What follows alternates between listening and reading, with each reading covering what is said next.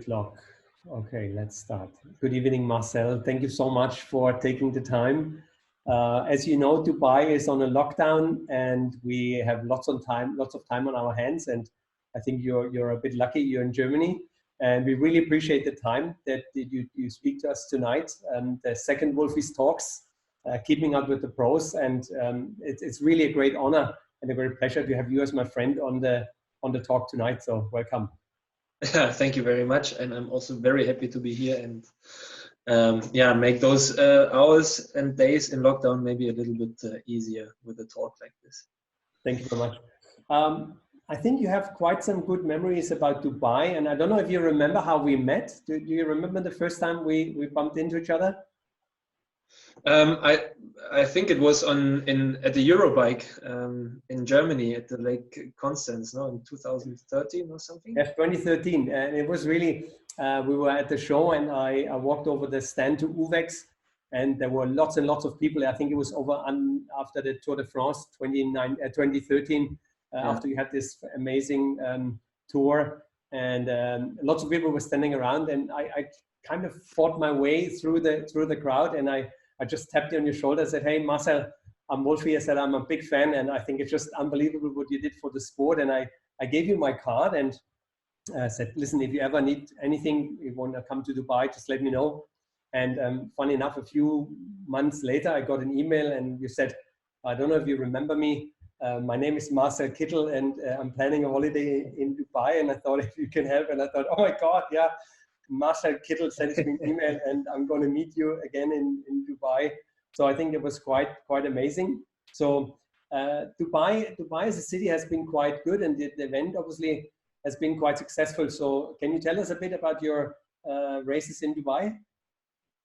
Yeah, so I think my first Dubai experience in general was in that year when I came for a holiday. You were a great host, by the way, and you helped us a lot with accommodation and what to do in Dubai. And yeah, I've never been there until then in 2013 October.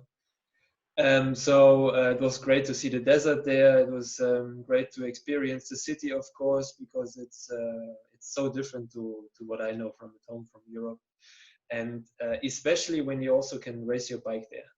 So when in 2014 the first it was 2014 when the first Tour of Dubai was launched, and we had the chance as cyclists to go there to experience the cycling community of Dubai, which I never expected to be that big, in the middle of nowhere in the desert. It's hot. Why would you ride your bike there? But there is a lot of people on the bike.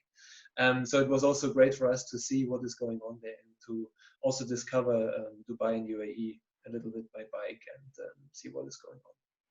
I think you always were in good shape. 2016, 2017, I think you smashed it completely, and you won the overall title. And we were very lucky that you left the big trophies in our shop, which we cherish in there. So I remember as well one evening, I don't know, we went for a dinner in Burj Khalifa because we wanted to take you to the top after you won the event. And we went there and had a nice dinner, and we ordered some special dessert, like a chocolate fondant. And I don't know if you remember how you named this dessert. Tell me, no, how did we name it? You said it's like the Champs-Élysées of desserts. Yeah, it was like a chocolate. No, it's true. Chocolate that was really vanilla cool. ice cream. It just melted, and I think the whole team enjoyed it. It was really, really a great evening. Definitely. And it was also, by the way, it was a nice tradition to do it like this after the Tour of Dubai, to have this evening all together with the team and with you, and to finish the event, to finish the Dubai experience in a really good way, good food and good talks in the evening. Thank you. I just want to start a bit with your career, and who introduced you to cycling, and what are your first memories and first inspiration when you think about the sport when you started?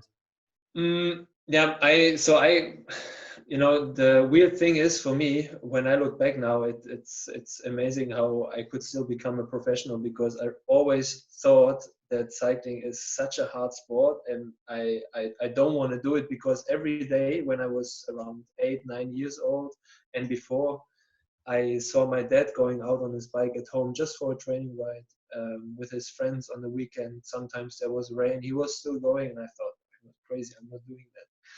And still, I got curious and I tried it. And when I tried it the first time, I liked it so much that I really kept doing it, kept riding my bike. And actually, I can say that, you know, my sort of role model, the person to who I looked up was really my dad in the beginning, because he kept me motivated. He took care of me, that I had a good bike, that the training went well, that I could come into a group at home where I live, or where I could do my training. So that's also really, that are all the basics that you need to have when you start riding your bike. That you are, you know, in a good place, that you have everything that you need, so that you can start enjoying the sport and discovering it a little bit. And your dad did it for fun, or he was active in racing? Now, he used to be, in former East Germany, he used to be a cyclist. A professional status didn't exist at that time, but he was for a short period part of the national team. So he was on a good level riding his bike then. And when he stopped, he still kept riding. So it was always his hobby. He actually, when I started to race, he started racing himself again in the masters class. So yeah, that was quite funny. But yeah, as soon as I became stronger and going to other races, he stopped as well again. So doing races. And when little Marcel was racing his bike, sprinting, do you have anybody in mind, any hero besides that, besides your dad, or anyone you can remember that you had, I don't know, Olaf Ludwig or anyone like that? No, I came into the sport because of my dad, not because I was watching Tour de France. I remember one holiday in Denmark, I don't know, around it was around 1996 when Ulrich was in the yellow jersey. Since then, there was this cycling hype in Germany going on, and I remember him watching the race every day during the holiday for hours, and I couldn't understand it. What is so fascinating? So only until I really tried it myself, I came into the sport. I started to realize how nice it is, and I didn't really have any idol, rider where I looked up to. No, not really. But I'm sure you've been the idol for many others. Yeah, I think, you know, it's very individual how you or where you get your motivation from. For me, there was enough other areas where I could get motivated enough to ride my bike. But if it's someone else, if it's a professional cyclist that keeps you motivated, that's great and a good start. You've been really good as well in time trial at the beginning of your career. So it wasn't really clear if you want to be a sprinter. And I think you saw your talent then in the races, that you were really faster than the others. Yeah, I was always a good sprinter. When I look at the results which I had in the youth classes when I started to race, I always had the most victories in sprinting races, and that was so important that when I started riding my bike, I came directly into a group of riders at home where I lived, and they are still my best friends, by the way. And we started to race together, and we started to work together. We started to prepare sprints for me. We did training together, and we really lived in a very small or young age already this a little bit professional life, you know, and helping each other out in a race. And we had a plan, and so there we started to also realize that I was good in sprinting. So they helped me there, and when it was a more difficult race, I helped my teammates, of course, as well, and on the other days. Good. You see, I know you as a very calm person and very relaxed. We had some good evenings together. But then when you put on your helmet, when you put on your racing helmet, is this something kind of a transformation that you become Marcel Kittel, the racer, and your mindset? Because obviously as a sprinter, you're more like a boxer. You go into this race, and you really need to be motivated. You need to be quick. You need to get your body to be 100% on that level. The adrenaline needs to kick in, and then is this something you can really see? You put your helmet on, and then you change as a person. I think no.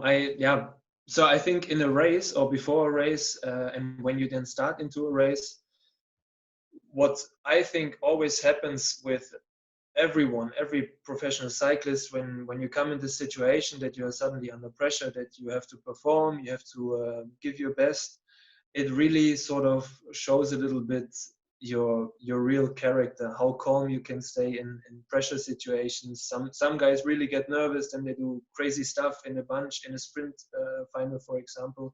So I think you always stay yourself, but it really shows who you are.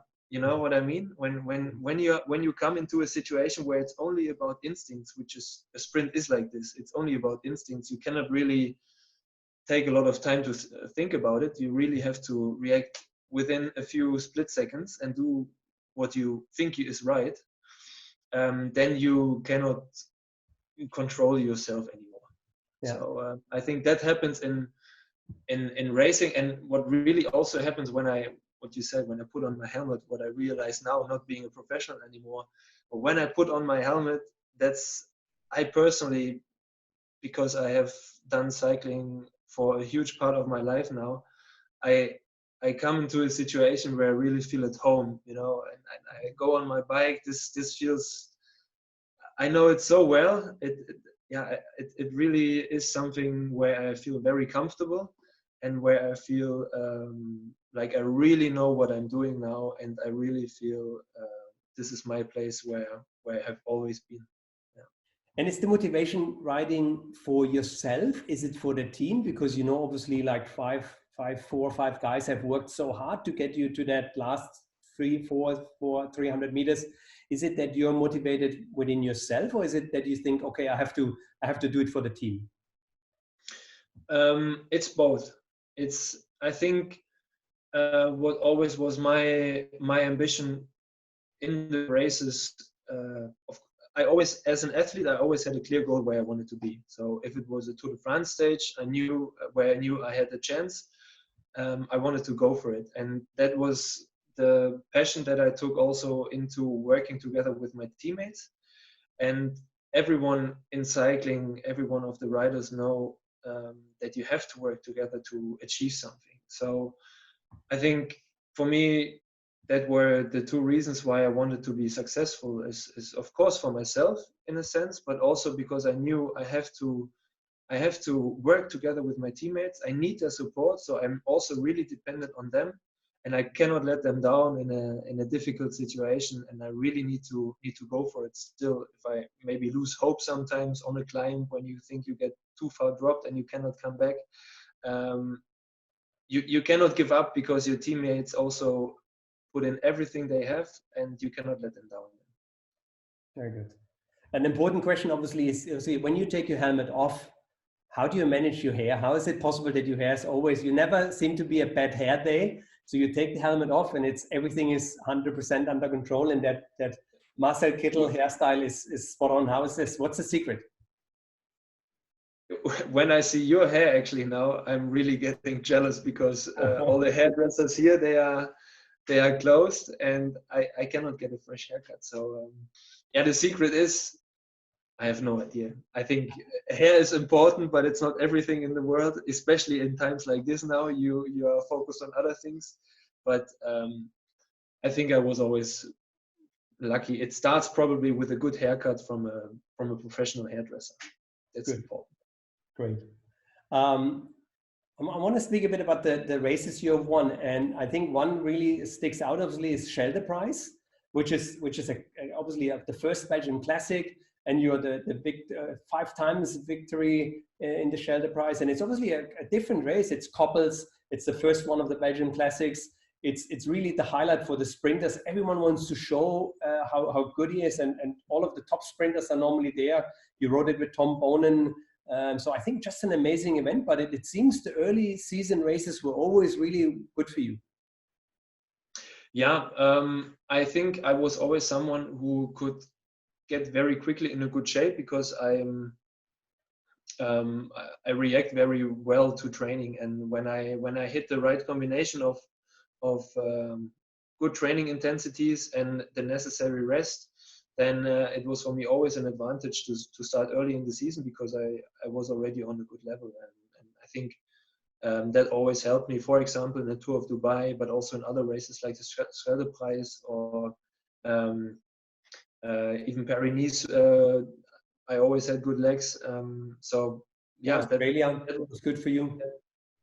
Yeah, that was helpful. And yeah, the Scheldeprijs is simply in a week. It's in the last week of the couple classics in Belgium, and it's between Flanders and Roubaix. So it's in a classic week. It's the holy week in Belgium where all the cycling fans are looking at, and that is just this easy race in between those big monuments, and it's always a focus for the sprinters. And when you look at the list of winners there, I'm really in very good company, and I'm very proud of my achievement, because everyone is getting there together to go for a victory. Everyone knows what is happening. Yeah, there is nothing where you can hide, because everyone wants to win. Although it's maybe not a very hard race physically, it's still mentally quite a challenge to be there in a good shape and in a good place to be able to win. Very good. And then looking back as well, the 100th edition of the Tour de France starting in Corsica, and I think some of the people might remember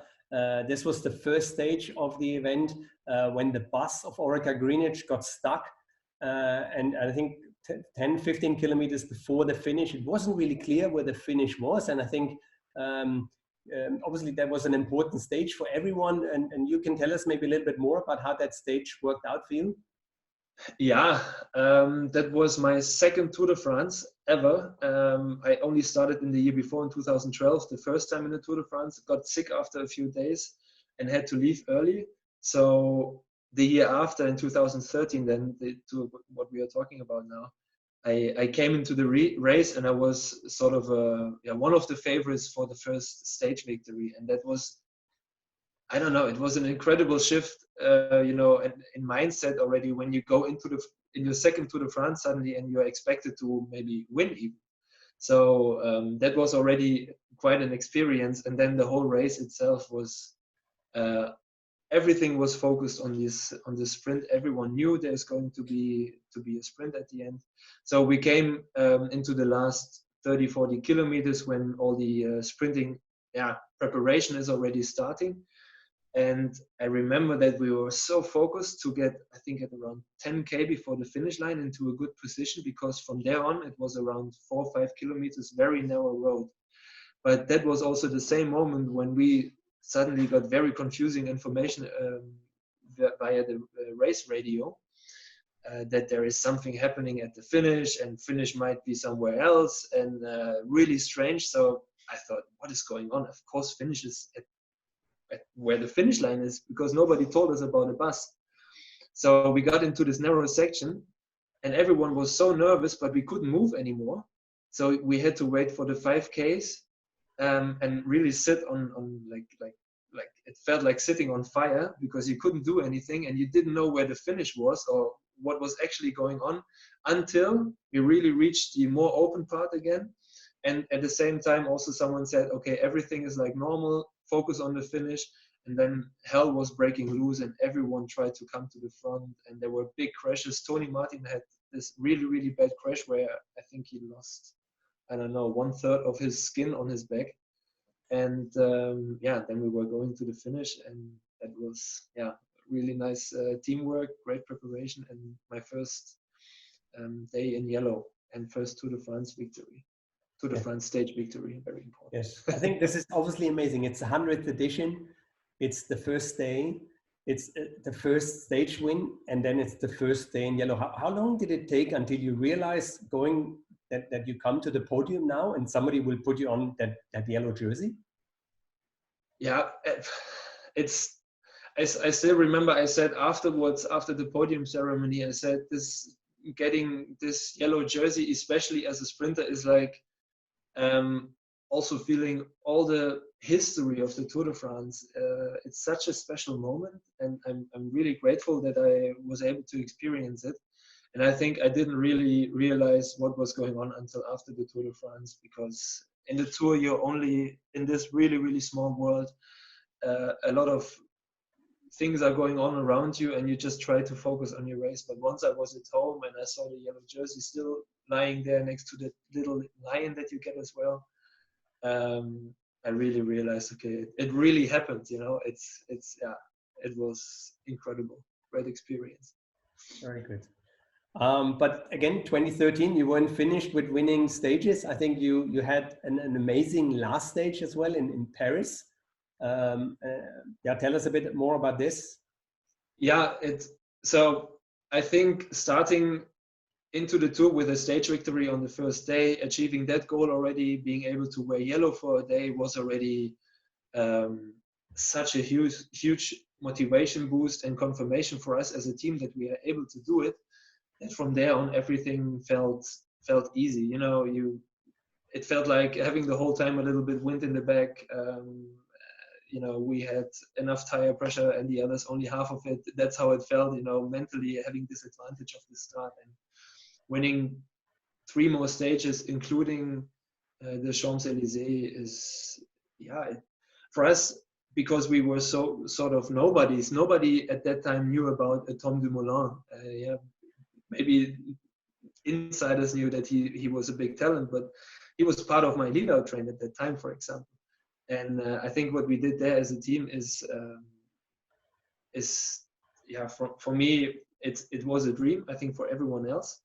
And finishing this off with a win on the Champs-Élysées, where it was really all about the sprinters, where we had to prove us as a team as well one more time that we are there now, you know, that we can do it, that we can also win in such a situation after a long tour, and then on a stage where everyone is focused on one thing, on the sprint, was just a perfect end to a great Tour de France. And we had a big party afterwards. Unfortunately, that's one sad thing. I don't know how, but somewhere on the transport from finish line to hotel, my trophy broke from the Champs-Élysées, which was a very nice glass trophy. So I do not have that anymore. But yeah, it's all about the memories anyway. Very nice.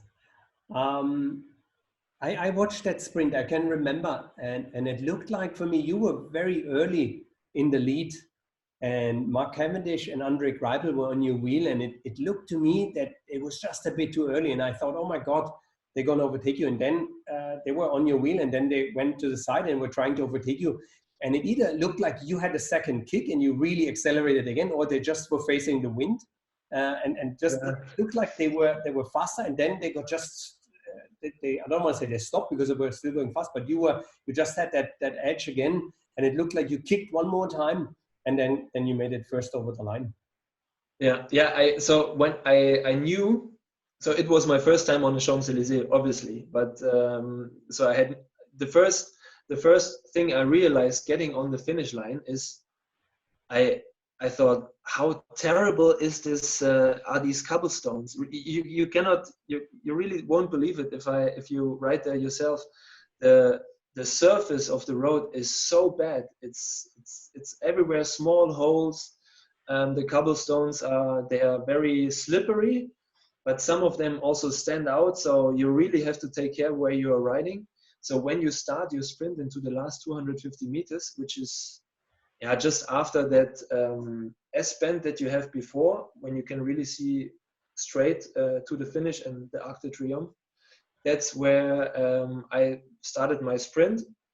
And I knew it would be a long sprint, but I also knew that I can go for a second time, like what you just said. I knew that Andre and Kev, they were on my wheels and they were waiting for a later moment to start the sprint themselves. So I wasn't going 100%, maybe 97, and just save those last 3%, to react again.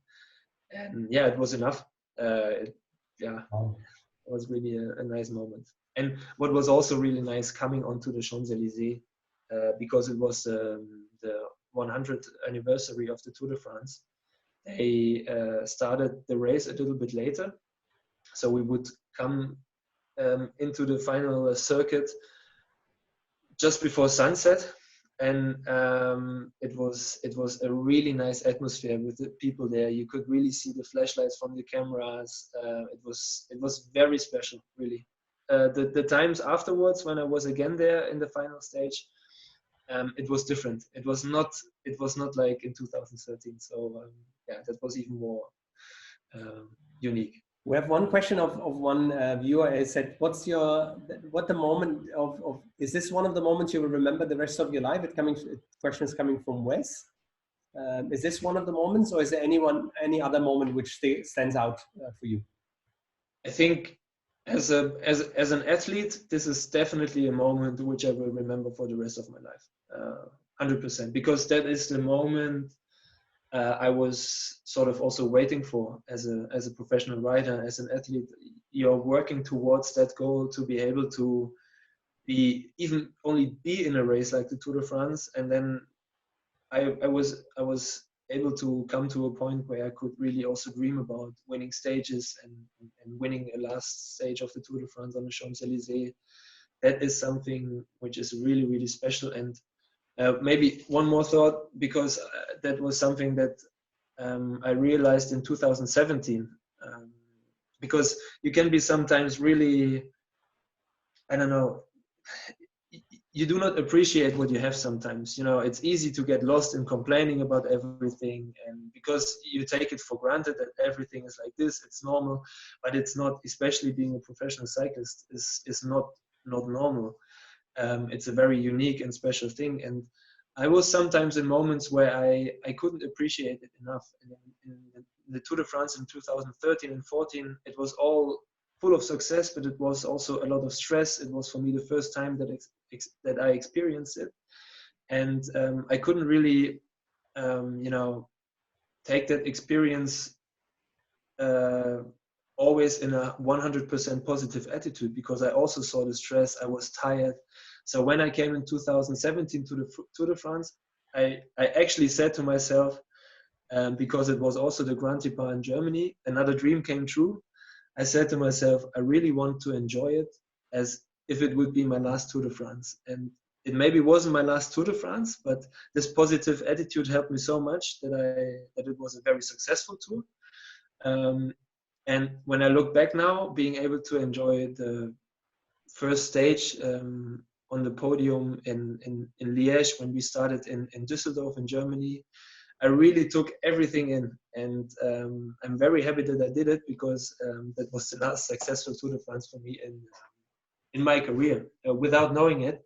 And that is something which I think is very important, and I learned that lesson quite late in my career, but at least I learned it. So you won overall 14 stages, which I think is just remarkable achievement, unbelievable. Yeah. Yeah. Well done. I'm very proud of it, yes. Yes, you can be, I'm sure. Yes, you can be.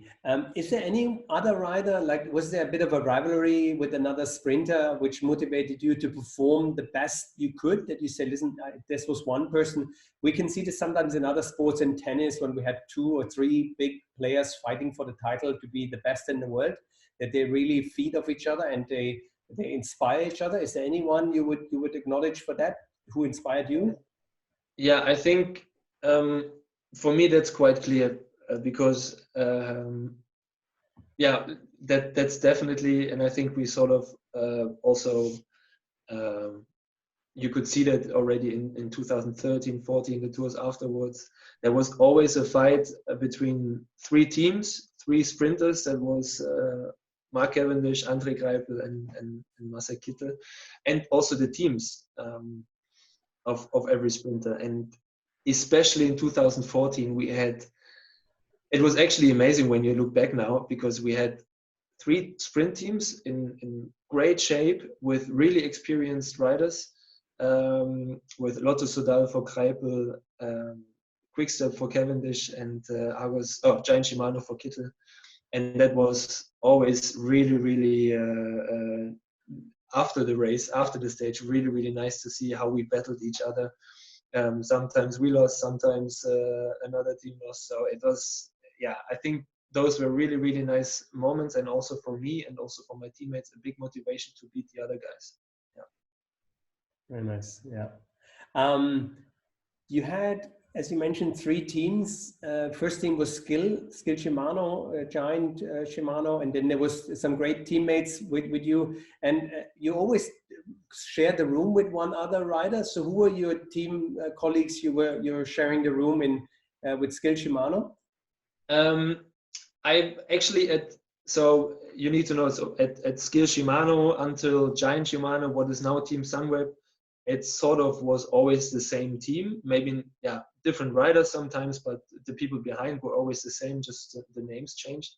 So as long as I was part in that team until 2015, and when it was called Giant Alpecin, we always had this rule, which I really liked, that you would not always share the room with one teammate, you know. So there was always change going on, and that is also, I think, really important, because you need to keep the group together. There shouldn't be, you know, groups within the group. So I really supported that, and I think when I came to Quickstep, I was in my first year a lot of times with Tony together, Tony Martin, and in 2017 it was actually for a long time, or actually for my whole career, I was also a lot of times with my lead out man on one room, because it was always very helpful to be in one room to talk about the sprint the day before, and you know, a sprint that was good or bad on that day, to learn from it and discuss it. Very nice. Then you went from the Wolfpack Quickstep, you went to Katusha Alpecin.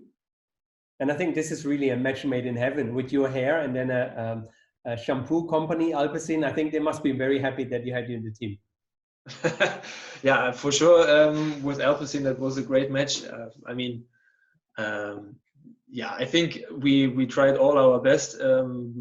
When I look back now, it didn't work out, but yeah, I always had good hair gel, good shampoo, so I cannot complain about that. Looking back at the teams, who was maybe a rider or a mentor or a sport director who really inspired you, who gave you good guidance, and where do you feel you learned the most? Who was the most inspiring person for you in the teams? So a very important person in my professional career was, as a coach, my first coach, Marijn Zeeman, who is now how do you call it? The coach for Team Lotto Jumbo, where Tony Martin is also riding. Because when I turned professional in 2011 with Skill Shimano, I first of all only turned professional because Marijn wanted to have me on board of the team as a helper in the sprint preparation. So otherwise I would not have been a professional, but also his mentality as a coach. So I see two abilities in him. One is he's a good trainer, so he can set up your training plan very well. He can look at your, make an analysis of your power profile, where you should improve and all that stuff, which is part of becoming better. But he's an even better coach, and that is such an important job within a professional cycling team, that you are able to sell the training plan that you write down to your athletes, that they believe in it. Because if you do not believe in something, you're not doing it 100%, and you will not, in the end you will fail. So he's an amazing person, when you work with someone together who can really also make you better, who can give you belief in yourself and set up goals for you, and that was a really nice time when we worked there together. So you were speaking about power and data. I know when you were a professional rider, it was difficult to disclose these numbers, but what are the highest power numbers you did ever see in a sprint or in training? I remember in 2017, we did a small ride before the Tour of Dubai started. And on the cycling course, on the cycling track where you have this beautiful view on the Burj Khalifa, there I also did some sprints. And I had a 3-second record that day of 1940 watts or something. So that was already good. And I think my overall record was around 2000 watts for 3 seconds, average. But these values, you have to take them, not for 100%, because there's always like 2-3% of a failure rate, where it's not accurate at the end. So nobody knows exactly, but it was enough to win a couple of sprints with it. Very good, very good. Do you have any tips for me on a Friday morning? I want to improve my score on the Friday morning roadsters, right? Any tips for the average sprint guy? Should we wait a little longer or early? Wait for the wind? Or how did you approach this?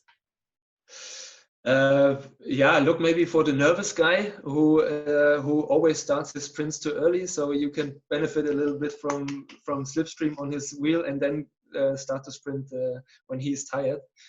I think what is really important to get better in sprinting is you really need to take an honest look at yourself if you have in general sprinting abilities. I know, Wolfi, you have strong legs. You are definitely someone who can think about actually winning sprints.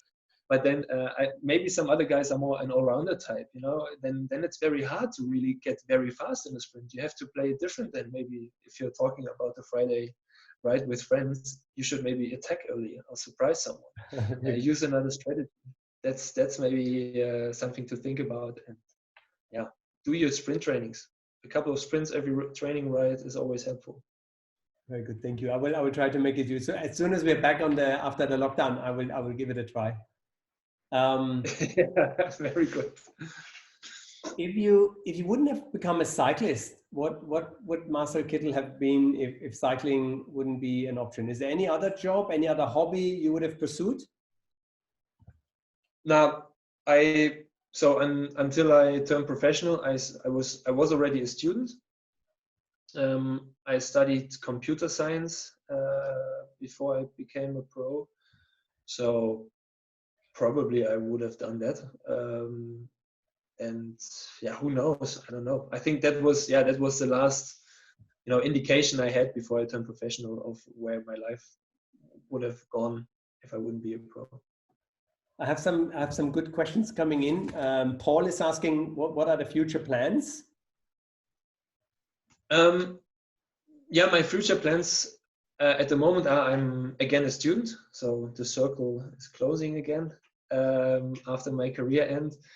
That was something that I wanted to do. It's important for me, and I'm also enjoying my time now at university, although it's closed and a lot of stuff has to be done online, but that's okay for me.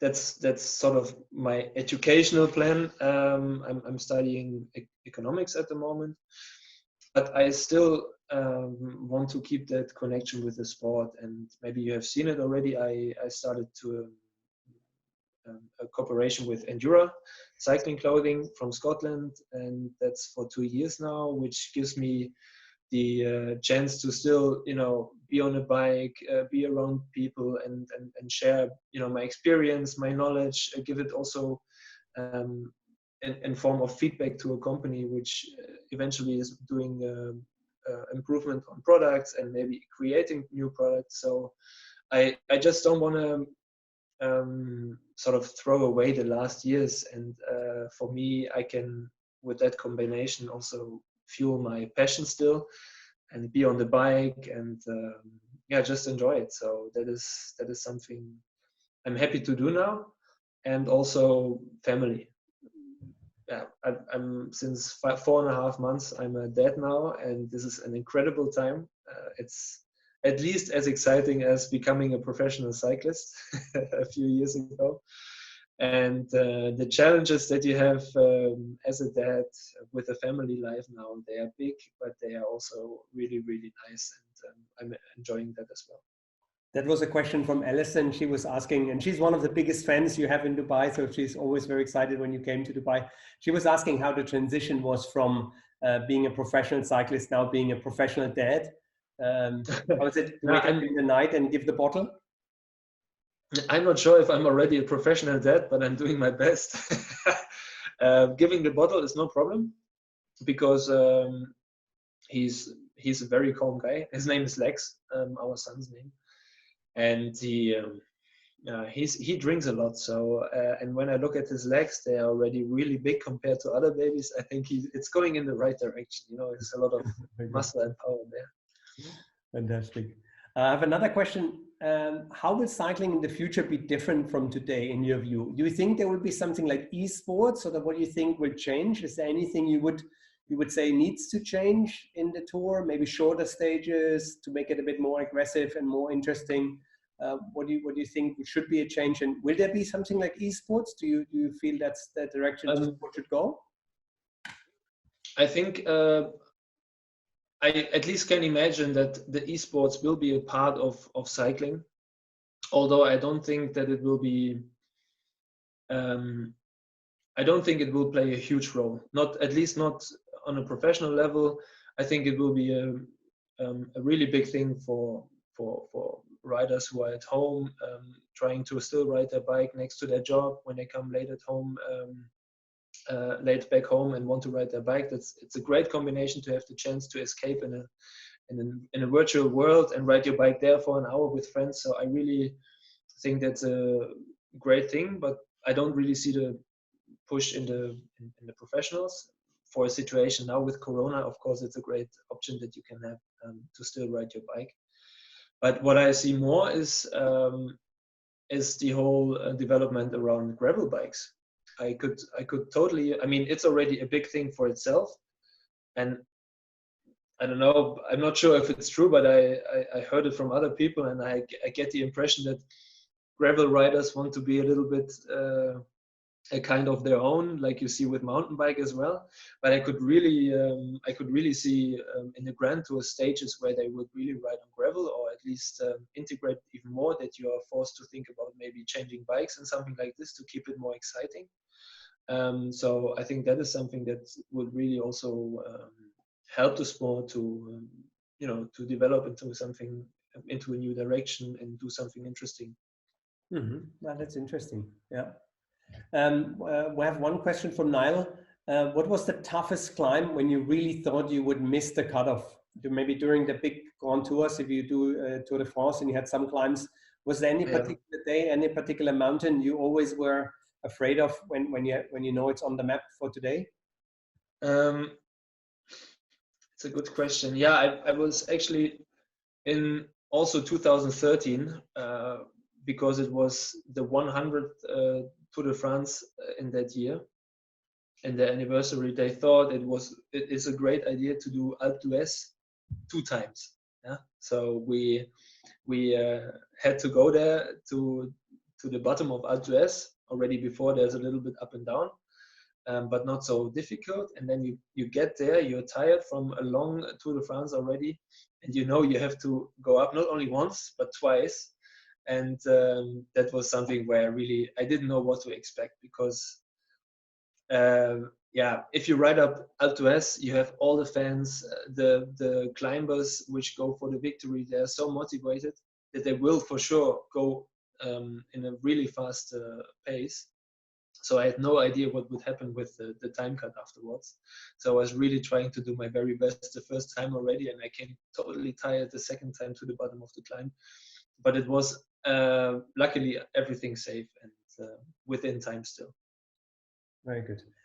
And I don't know how you follow the peloton at the moment. Who would you say is a young and upcoming rider we should really look out for? A talent you see? And that's a question from Kevin. Yeah, it's for this year. It's hard to tell because many talents didn't really have the chance to show themselves because all the races are cancelled, or a big part at least. I think Pogačar. I mean, it's not a huge surprise to everyone. Pogačar from I think Slovenia, is it? He's definitely a talent. What surprises me as well is that maybe until Paris-Nice this year, the time before, not everyone had someone like Max Schachmann from Germany on his radar. You know, he was always a little bit below until he won really Paris-Nice this year, and he is for me still a huge talent, and he proved it already a couple of times now. So that's someone to watch out for. And you know, a lot of names. I don't have to mention, like Evenepoel, Van der Poel. They are incredible, and they will be for a long time on the top of the sport. That's already clear now. No. What would Marcel Kittel 2020 tell Marcel Kittel 2011 when turning pro? What you would have wished you knew then, what you know today? I would. I think I would. What I tried to explain already earlier, that it is important to really enjoy what you do, that you also appreciate it, that you are aware of the chance that you get to be a professional cyclist in that case, but also in general that you are appreciating a chance where you can turn a dream job, sort of a dream hobby, into a job.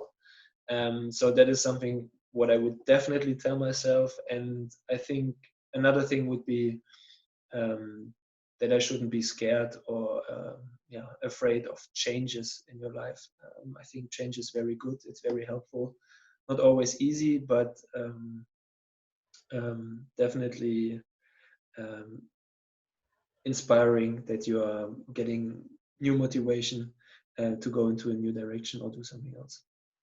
Yes. Is there one person, dead or alive, you would have wished to meet, or you would like to spend an evening if you could choose one person to say, I want to spend a day with this one person? And is there anyone where you would take inspiration from? Within the sport, within sports, or anywhere. Just you can pick anywhere.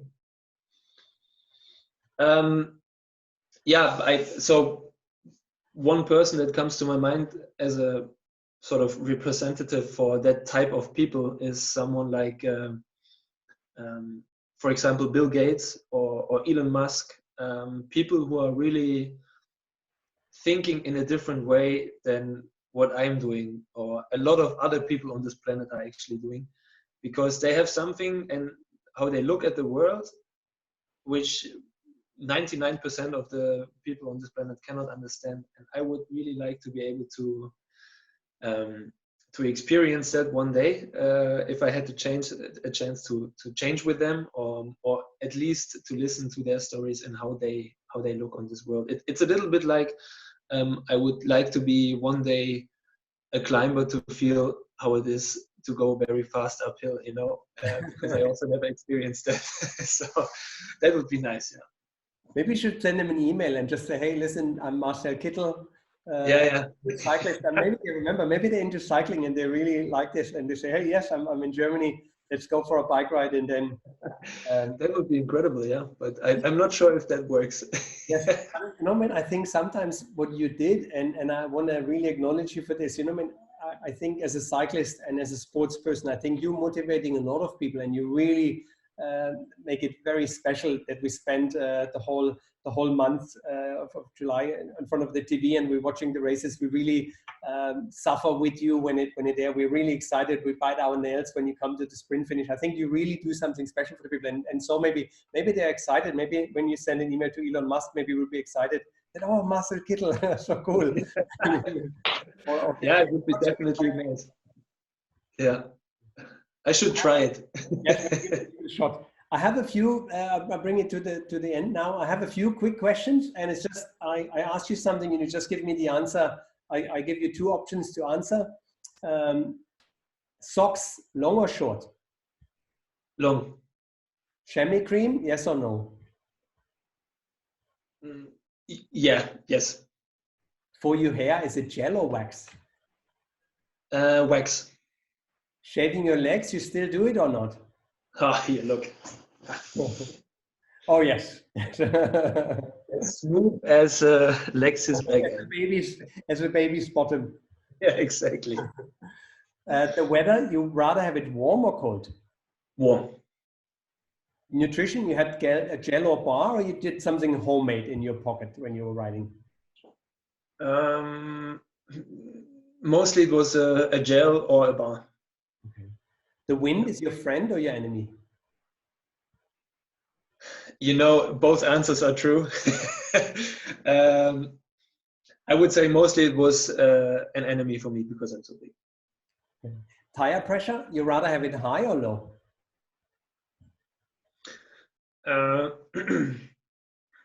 High. Brakes, disc or rim brake? Disc brake. Disc brake. And a few more private things. If you go to a karaoke bar, do you sing rock or pop?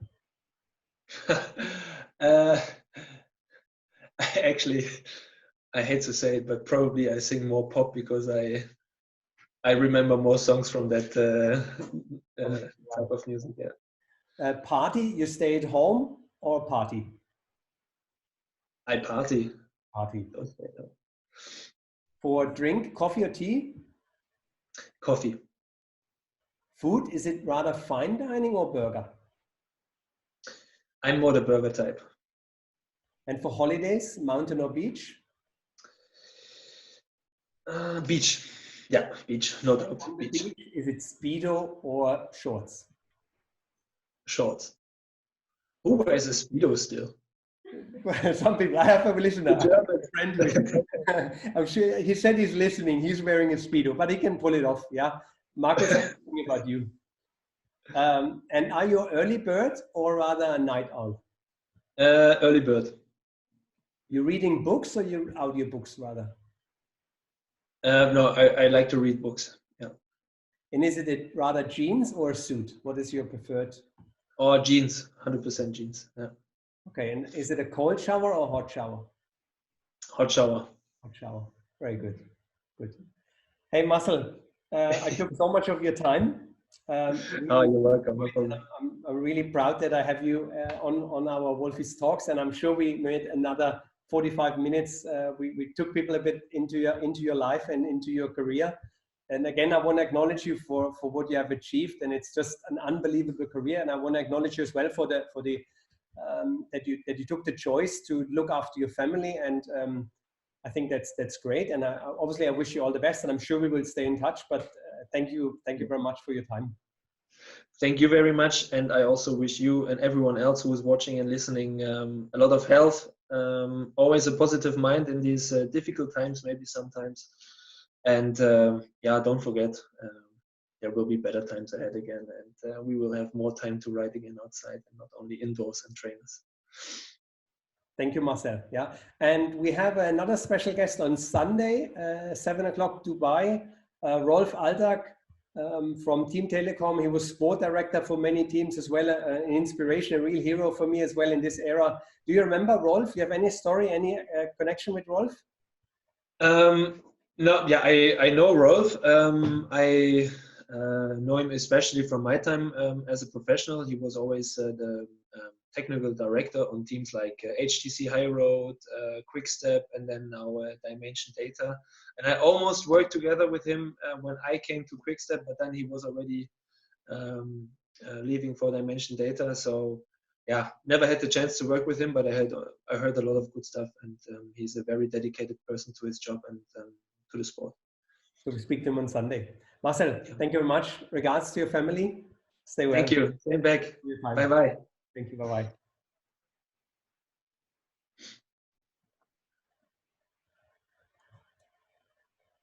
Okay, let's see.